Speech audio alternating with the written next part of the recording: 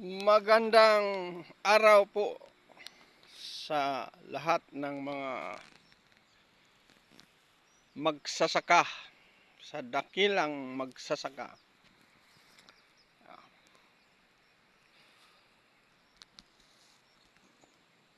To all farmers, coconut, banana, mais, palay, sugarcane,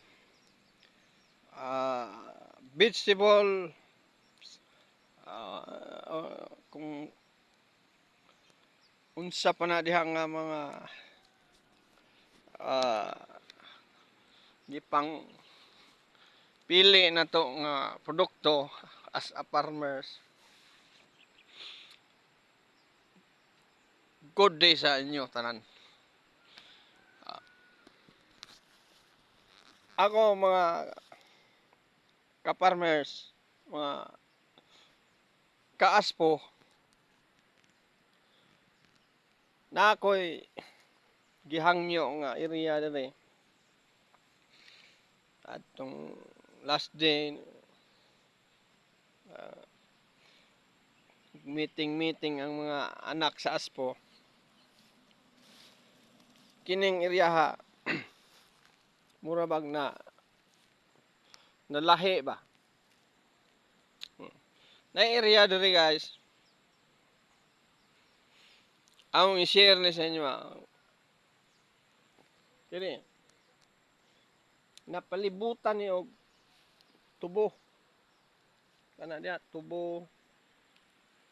Dito si babaw tubo tapos ni kana diha nay lasang na diha. Mo na among gi preserve diha nga lasang kay friendly man ta, environment man ta friendly ug sa in English pa. So kini nga area guys, maybe half hectare.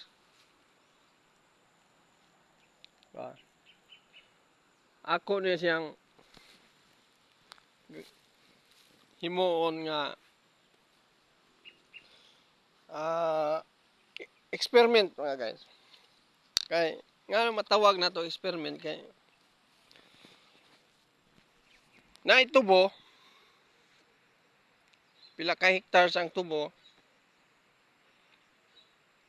Ang income sa tubo pagka karon nga year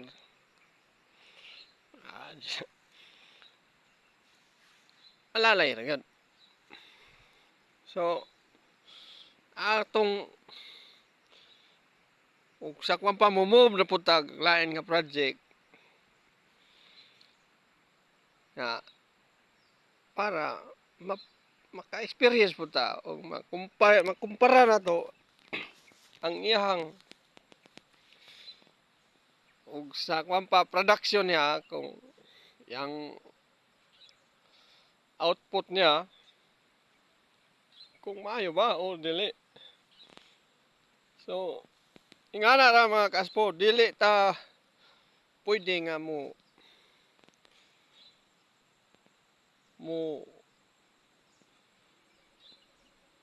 dugay anang isa ka produkto nga minus ta og income. So kini nga area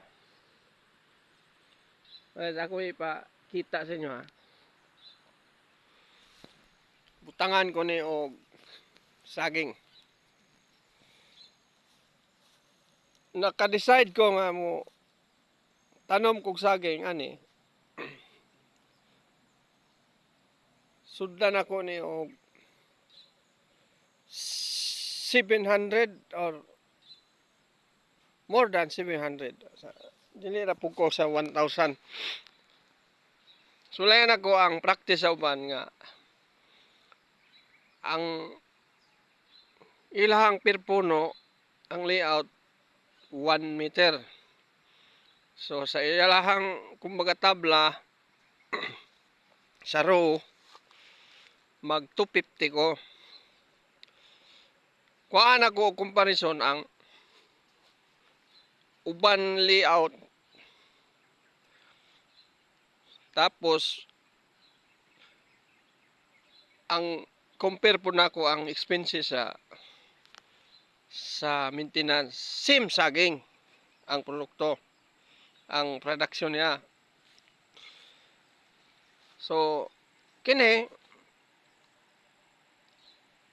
ako ning i-update na mo mga kaspo unsay resulta ani. Mao man ako nig clearing, mao man ako nig lampas dia mga or spray sa herbicide. Mag-layout ko i-update na mo ani. Kini nga area ato ganing ug sa kwan pa subaybayan na to ni ug unsa gyud ang iyang kwan. Hangtod sa naatay produkto. Mga kaspo 700 kapuno ang ibutang nako diri. Ako ning i-update sa inyo tanan expenses ako gining i-record tapos i-share nako sa inyo ha para makuhaan po ninyo og knowledge or maka-advise po mo unsay maayo unsay dapat nga kuan. So abang-abang by next week ma-clearing ni tapos nag-order ko og similya. Pag abot ato atong i-update na mo sa pag-layout, pagtanom, tapos aplikasyon sa abono, aplikasyon sa insecticide, hangtod nga mag-shoot, aplikasyon sa puso, bagging, flowering, unsa pa na dia, tapos dilip, tapos pag human napagay isa nga pinaka tawag gyapon pinaka espesyal mag alalay ta sa puno pag especially pag naa na tay prutas.